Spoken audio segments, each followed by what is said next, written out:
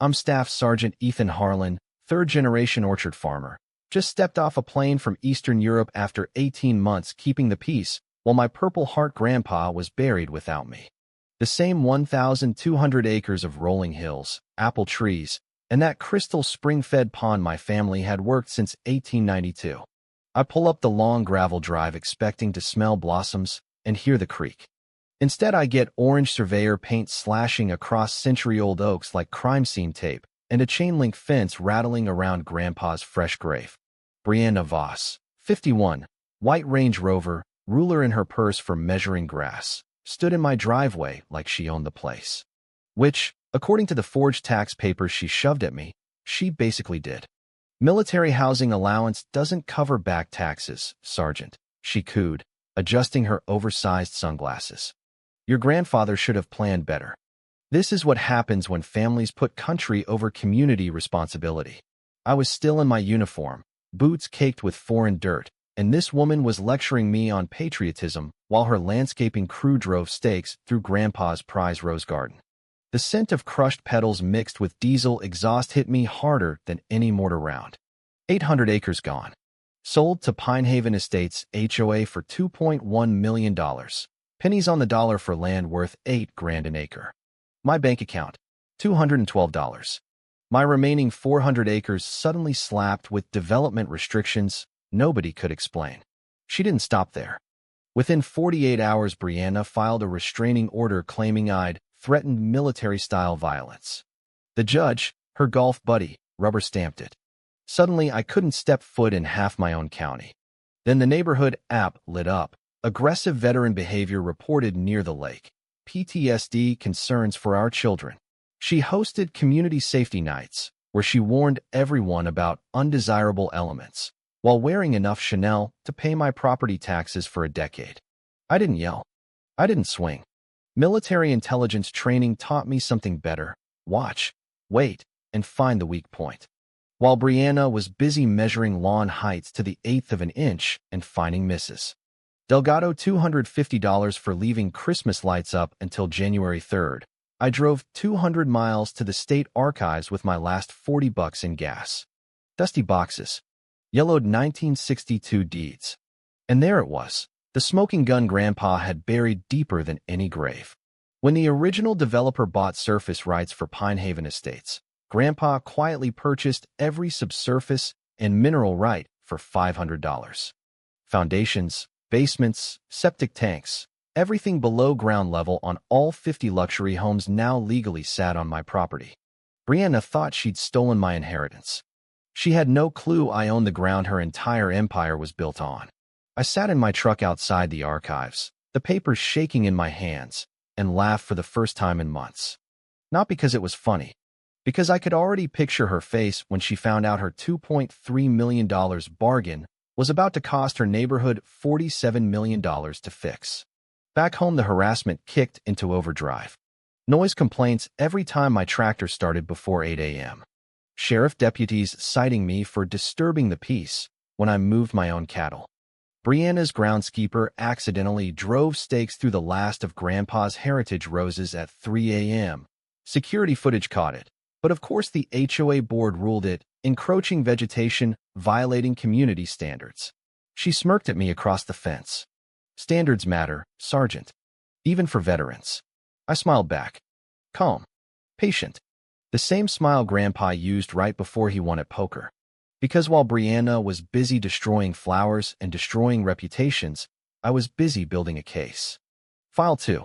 The first crack in her armor came when I discovered Pinehaven Estates had never properly incorporated with the state. 3 years collecting dues, enforcing rules, selling my land, all without legal authority. An illegal quasi-government run by a woman who measured grass like it was her full-time religion. My new attorney, Sarah Chun, a property rights shark who lost her own family farm to the same scam, grinned when I showed her the paperwork. Most HOAs operate illegally because they forget one stupid form. Yours forgot the whole damn corporation. But that was just the appetizer. Digging deeper, Sarah found Brianna's landscaping company, Voss Aesthetics, had pocketed a $175,000 beautification contract the same month she stole my land. She'd literally paid herself with my inheritance. The community pool? Green sludge thick enough to walk on while residents paid premium fees for maintenance that went straight into Brianna's Swiss account. She sensed the walls closing, so she doubled down like every cornered tyrant. Emergency HOA meeting at 11 p.m.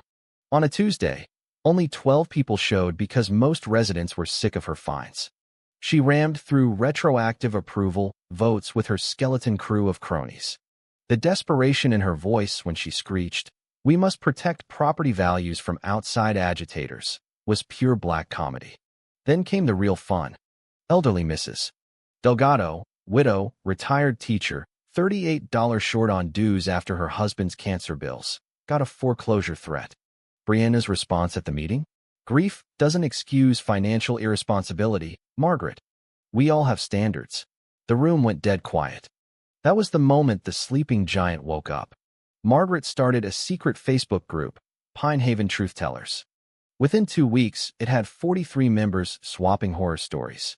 Navy vet Tom Bridgewater, 3 violations for excessive lawn uniformity, cornered me at the hardware store. That woman's crazier than a soup sandwich, son. What can we do? I started Know Your Rights workshops at the library. First night, 8 people. Third night, standing room only. During one session, Margaret dropped the second bombshell, original 1965 covenants she found in her attic. The bylaws explicitly forbade any land acquisition beyond the original 50 lots. Brianna's purchase of my ranch wasn't just illegal, it was ultra vires, completely beyond her power, like a mayor declaring war on Canada. Sarah filed the motion to void every HOA action for the last 3 years. The courtroom was packed. Brianna's $800 an hour lawyer had to explain why his client was running an illegal criminal organization disguised as a homeowners association. Watching him sweat was better than any deployment movie. Brianna wasn't done. She hired a private investigator to dig up my divorce dirt, my deployment record, anything to paint me as the unstable veteran. Local paper ran stories calling me troubled. Her editor's wife lived at 23 Pine Haven Lane. Small world. Noise complaints turned into sheriff visits. My tractor got cited for unauthorized agricultural activity. But every petty strike only made more neighbors join the revolt. File 3. The nuclear option landed on a Tuesday morning. Sarah called at 6:47 a.m., voice shaking with glee. "Ethan, sit down. The original developer only sold surface rights. Your grandfather bought everything underneath in 1962. Every foundation, every basement, every septic tank in Pine Haven Estates is legally on your property. $47 million in relocation costs or fair market purchase. Insurance companies already refusing coverage. Home values plummeting as mortgage lenders freaked out. I watched through binoculars as moving trucks appeared overnight. Real estate agents swarmed like vultures.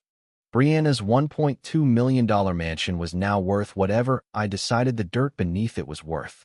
She called an emergency community meeting, security guards at the doors, trying one last power play. "We can resolve this misunderstanding with our veteran neighbor," she announced, voice shrill. "A generous settlement." I stood. The room went graveyard silent except for the creak of 50 leather jackets as veterans from 4 counties straightened up. "Before we talk money," I said quietly, "let's talk ownership." Sarah hit the projector.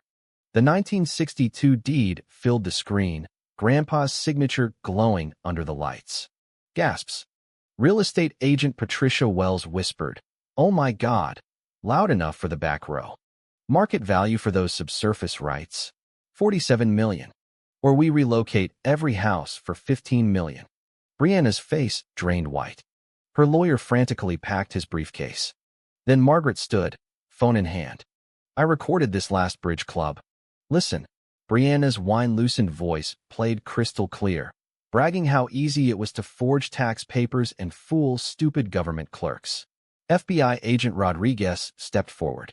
"Brianna Voss, you're under arrest for wire fraud, embezzlement, conspiracy, and violations of the Service Members Civil Relief Act." Handcuffs clicked. She screamed about communist agitators and ingrates, while cameras flashed and the entire room erupted in applause that shook the windows. 5 years federal prison. $2.1 million restitution.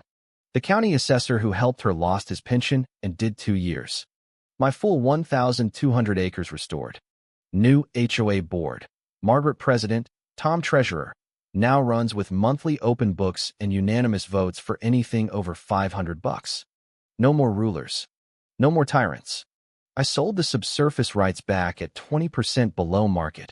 $8.2 million over 10 years, 0 interest. Called it the veteran discount for people who got lied to. Built my new house on the hill overlooking Grandpa's grave so I can see the roses every morning. The garden's blooming again, heritage varieties that survived 1 war and 1 HOA Karen. The Thornfield Veterans Scholarship Fund, $500,000 from the settlement, already sent 47 kids to college. Workshops expanded statewide. Even former Pine Haven residents who once hated me now donate to honor the families who actually served. Last week, a young Marine sergeant from California called, same desperation in his voice I once had. Sir, they're trying to seize my family farm. I looked at Grandpa's dog tags on the wall, wind chimes singing outside, kids laughing in the rose garden. Son, I told him, pack your papers. Justice isn't finished yet. So here's the question that keeps me up at night. Who was really the criminal? The veteran who fought quietly for his family legacy? Or the HOA Karen who weaponized community standards to steal from the very people she claimed to protect? Drop your answer below. Was it right or wrong? Because next time it could be your house, and the dirt underneath it might not belong to you.